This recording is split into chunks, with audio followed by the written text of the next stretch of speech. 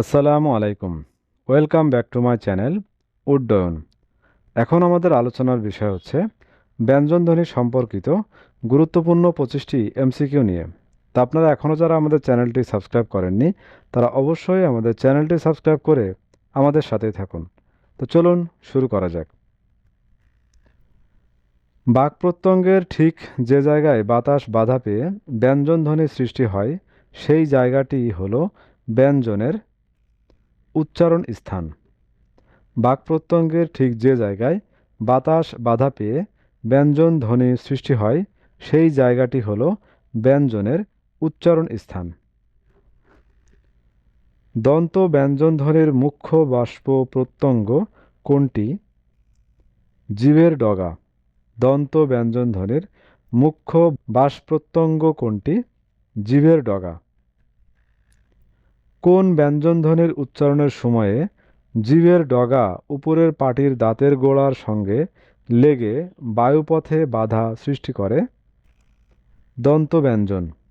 কোন ব্যঞ্জনধ্বনি উচ্চারণের সময়ে জিভের ডগা উপরের পাটির দাঁতের গোড়ার সঙ্গে লেগে বায়ুপথে বাধা সৃষ্টি করে?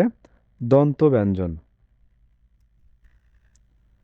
তালব্য ব্যঞ্জনধ্বনির উদাহরণ আছে কোন শব্দে?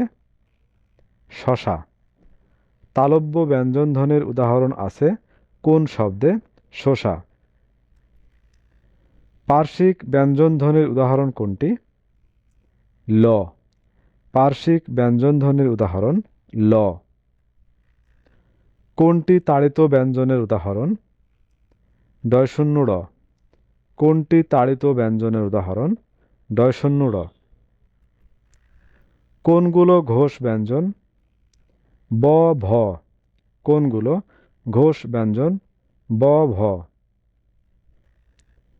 ফুসফুস থেকে নির্গত বায়ুপ্রবাহ কম থাকলে সেগুলোকে বলে?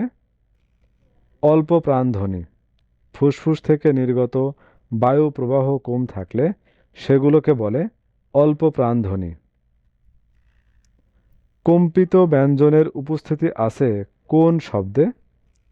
চানাচুর। কম্পিত ব্যঞ্জনের উপস্থিতি আছে কোন শব্দে? চানাচুর। উচ্চারণ স্থান অনুযায়ী তালব্যস্য কেমন ধ্বনি? তালব্য। উচ্চারণ স্থান অনুযায়ী তালব্যস্য কেমন ধ্বনি? তালব্য ধ্বনি। উচ্চারণের স্থান, প্রকৃতি এবং ধ্বনির কম্পন ও বায়ুপ্রবাহ বিবেচনায় ব্যঞ্জন ধ্বনিকে কত ধরনের? 4 ধরনের। উচ্চারণের স্থান, প্রকৃতি এবং ধ্বনির কম্পন ও বায়ুপ্রবাহ বিবেচনায় ব্যঞ্জন ধ্বনিকে 4 ভাগে ভাগ করা যায়। ওষ্ঠ ব্যঞ্জনধ্বনির মুখ্য বাষ্প্রত্যঙ্গ কোনটি? নিচের ঠোঁট। ওষ্ঠ ব্যঞ্জনধ্বনির মুখ্য বাষ্প্রত্যঙ্গ কোনটি? নিচের ঠোঁট। দন্তমূলীয় ব্যঞ্জনধ্বনির গৌণ বাষ্প্রত্যঙ্গ কোনটি? দন্তমূল। দন্তমূলীয় ব্যঞ্জনধ্বনির গৌণ বাষ্প্রত্যঙ্গ কোনটি? দন্তমূল। তালব্য ব্যঞ্জনধ্বনির মুখ্য বাষ্প্রত্যঙ্গ কোনটি? জিভের সামনের অংশ। তালব্য ব্যঞ্জনধ্বনির মুখ্য বাষ্প্রত্যঙ্গ কোনটি? জিভের সামনের অংশ। তালব্য ব্যঞ্জনধ্বনির গৌণ বাষ্প্রত্যঙ্গ কোনটি? শক্ত তালু। তালব্য ব্যঞ্জনধ্বনির গৌণ বাষ্প্রত্যঙ্গ কোনটি? শক্ত তালু। যেসব ব্যঞ্জনধ্বনি উচ্চারণের ঠোঁট দুটি কাছাকাছি এসে বায়ুপথে বাধা সৃষ্টি করে সেগুলোকে বলে ওষ্ঠ ব্যঞ্জন। যেসব ব্যঞ্জনধ্বনি উচ্চারণের সময় ঠোঁট দুটি কাছাকাছি এসে বায়ুপথে বাধা সৃষ্টি করে সেগুলোকে বলে ওষ্ঠ ব্যঞ্জন। ওষ্ঠ ব্যঞ্জনধ্বনির উদাহরণ আছে কোন শব্দে? পাকা। ওষ্ঠ ব্যঞ্জনধ্বনির উদাহরণ আছে কোন শব্দে? পাকা। যেসব ব্যঞ্জনধ্বনি উচ্চারণের সময় জিভের ডগা উপরের পাটির দাঁতের গোড়ার সঙ্গে লেগে বায়ুপথে বাধা সৃষ্টি করে সেগুলোকে কি বলে? দন্ত ব্যঞ্জন। যেসব ব্যঞ্জনধ্বনি উচ্চারণের সময় জিভের ডগা উপরের পাটির দাঁতের গোড়ার সঙ্গে লেগে বায়ুপথে বাধা সৃষ্টি করে সেগুলোকে বলে দন্ত ব্যঞ্জন। দন্তমূলীয় ব্যঞ্জনধ্বনির উদাহরণ আছে কোন শব্দে?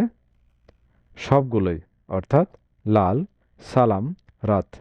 দন্তমূলীয় ব্যঞ্জনধ্বনির উদাহরণ আছে লাল, সালাম, রাত, সবগুলো শব্দে। মূর্ধন্য ব্যঞ্জনধ্বনির উদাহরণ আছে কোন শব্দে? সবগুলোই, অর্থাৎ টাকা, ডাকাত, মূঢ়। মূর্ধন্য ব্যঞ্জনধ্বনির উদাহরণ আছে কোন শব্দে?